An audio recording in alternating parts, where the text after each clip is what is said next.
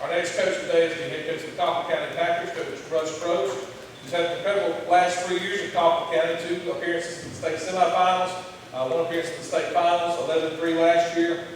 Still not sure about a couple of those penalties against Grayson, Coach, but I know you can't speak on that, but I can. So 3 great years at Coffee County High School, 5 state championships in the state of Alabama. You know, whenever we get this event together, and I try to do a little research on the coach and give you a little bit of their background, and it helps when the coach has a Wikipedia page. So, Coach, thank you for that. It makes it a little bit easier. So, I know, as always, he's got done with a very good camp. As Coach Gillespie mentioned, a passing league camp in Poultry this week, and I know they're ready to get the season started in Poultry, as they always are. Please welcome the head coach of the Coffee County Packers, Coach Propst. Again, thanks, and echo everybody's thoughts. Thanks for having me here. This is good for high school football and anywhere, in any state, especially here in South Georgia. For you guys in the back, and Chris, you guys in front, and in the game, to put this event on, it's just, anytime you get together, you get all the coaches in a room and talk about the upcoming season, it's sort of the kickoff of high school football season, and it is important. You know, with our football team, and I'll jump right into it, it's like Coach Gillespie said, it is a tough region, no question. Each and every week will be a war. You know, you're going to have 2 schools with new coaches and Coffee and Tiff, so there is excitement in both, and they both play each other in the first game of the season, so somebody's going to win that ball game. And really going to be excited coming into week 2 of the region. So, and then you throw Brunswick in there, that is a very talented team, especially offensively that can spread and throw and score points. So, and anytime you have to make a trip over to Brunswick, it's not an easy trip for you to ride 3 hours on the bus and then play a football game. So, our region becomes extremely even tougher than it has been, which I didn't see it get even tougher. But, you know, we start the season off in an exhibition game or a practice game with Propst, which has 2 phenomenal running backs, one Division I back that everybody in the world wants, and then the other one that will be offered here in the next few weeks. A great offensive line. They're putting a lot of emphasis into the game because they're leaving Thursday morning at 8 o'clock. They're going to come down and get to Moultrie about noontime, and they're going to check in the hotel, and they're going to practice at our place on Thursday night at the Packer Park, and rest their kids, and a couple of our local churches in town are going to feed them, and then they're going to get up the next day and have them watch film and do all the things you do on game day to get ready for the ball game, and they're putting, like I said, a lot of emphasis into it. So then in turn makes us put a lot of emphasis into it. So we'll just about have to count it as a regular season ball game. Secondly, then we go to the Dome and play the Porky Kill Classic against North Gwinnett. We feel very privileged to be asked to go. We like going, number one, because of you know, the environment in which you get to play in up there. They bump the money financially for you to go, which makes it better. I know that we in Camden both play. I think we play the 2:30 game and they play the 5:30 game. And we come back to South Georgia, we don't come home. We come back to South Georgia and go to Thomas County Central, which is a place, I think, one of the most difficult places to play in all South Georgia. We played down there 2 years ago and lost in overtime. And, you know, coach them down there, they do a great job. And, their kids play hard and very well coached, and then it's a great environment for high school football. Thomas County Central is, and so, and then the week after that we have Lovejoy, which is a talented team that comes into our place. It's open regular season game at our place, but again, a talented team that we'll have to come and get ready to play. And then the following week, we have homecoming against Carver of Columbus, and I didn't really want to choose that, but that was the only game we had. Carver has traditionally had great players. They'll have great players again this year. They are a smaller school, but I would trade anybody that we played last year from Madison, Florida. I don't want to play Madison, Florida ever again. And I told them that they were that good, and probably the best team we played all year. We had no business beat. Let come back and beat them. Scored 9 points with a minute and a half to go to beat them. After that, we had a week off, thank goodness, and then we get into region play versus Lowndes. You know what Lowndes has, and then from there it's Tift County. And then we take another week off, and then Brunswick, we'd go to Brunswick, and then we go over and see Ransom down at Valdosta. And then we come home the first week of November and play Coffee, and then we end the season at our place on November 9th versus Camden County. So it's a real tough region deal, but I do like how we sort of schedule games in the state of Georgia with the open dates and all the things that we have. I really do. If there's a negative in our state, what we do is I still believe, and I'm probably maybe the only one that feels this way up here, we do start football season, I think, a little bit too early in this state. You know, what we're doing now, starting February 25th, we're the earliest state in the southeast part of the United States that's doing that. So it is tough. It's hot, you know, and it's pretty quick right after, you know, we get through with that week of dead week. You get about 2.5 weeks and you got to be into it. So it is early. It is early, and we do play an early ball game. But and it is hot. But we'll adapt to it. I know the heat issue rule will affect a lot of teams in this state. I heard people talking about it's only been twice, it's only been this, and only been that. But the issue with South Georgia is any given week here in the next few weeks, and we've had relatively, I think, a mild summer. It could turn hot for 3 or 4 weeks from the mid to end of August to mid to end of September, where that heat bulb's going to be there every day, and it's going to force us to have to practice at 7:30 at night, or either 8 o'clock in the morning.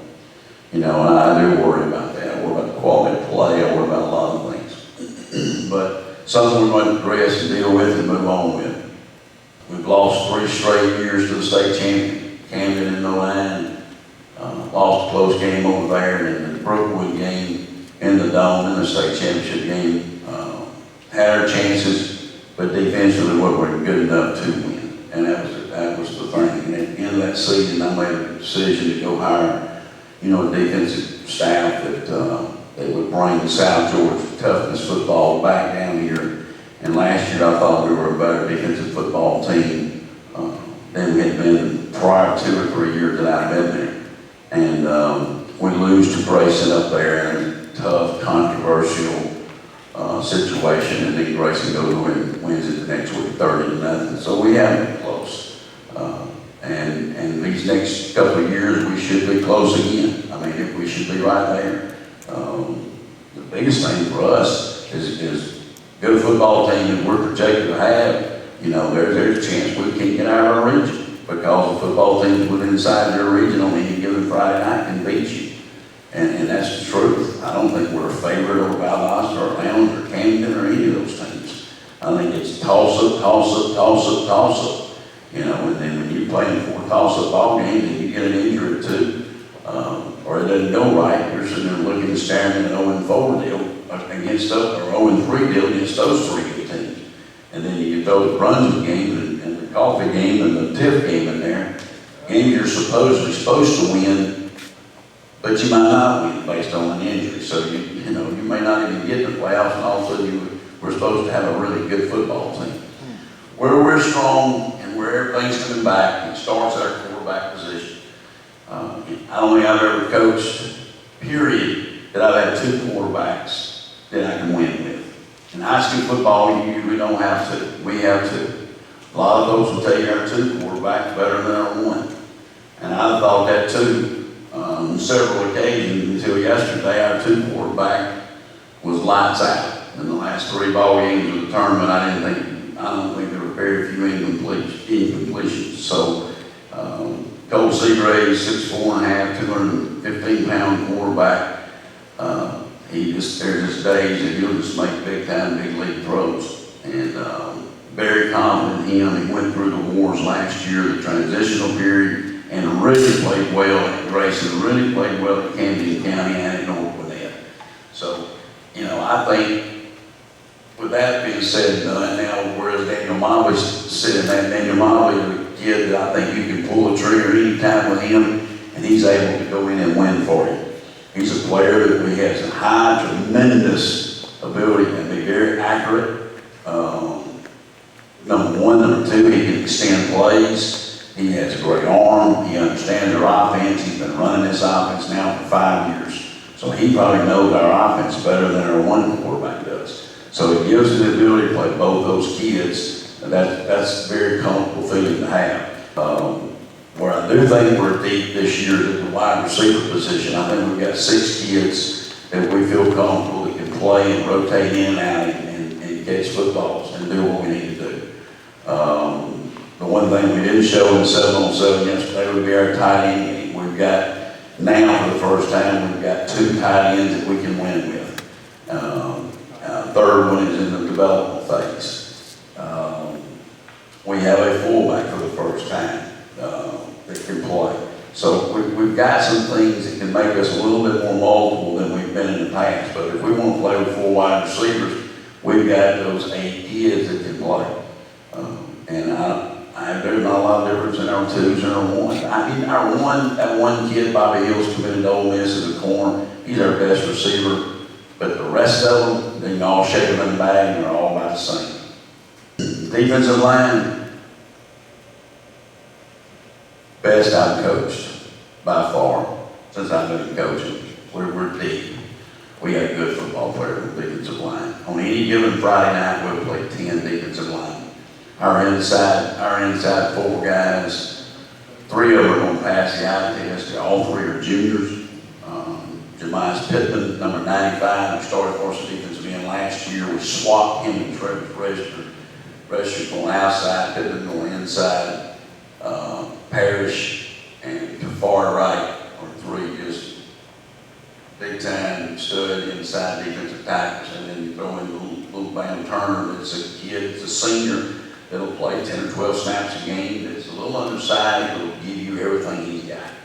So they give us 4 inside, outside. We've got 5 defensive ends that can play and rotate in at any point in time. Craig Harris and Travis Register being starting to, I wouldn't hesitate to play. Kenny Blakeney, Alex Williams, Jeffrey Lawson, any of those kids, they can play there. I just think those 4 defensive linemen are those 5 defensive ends and there's 4 inside guys. Like I said, it gives us 9 guys, and I may be missing one. Linebacker-wise, probably as deep as we've been since I've been there in the linebacker spot. John Gray Anchors, he's a good commitment. Next week he's going to commit to a Division I school, number 52. His number will probably change a little bit, but he is a good linebacker in this region, will play, and his backup is outstanding.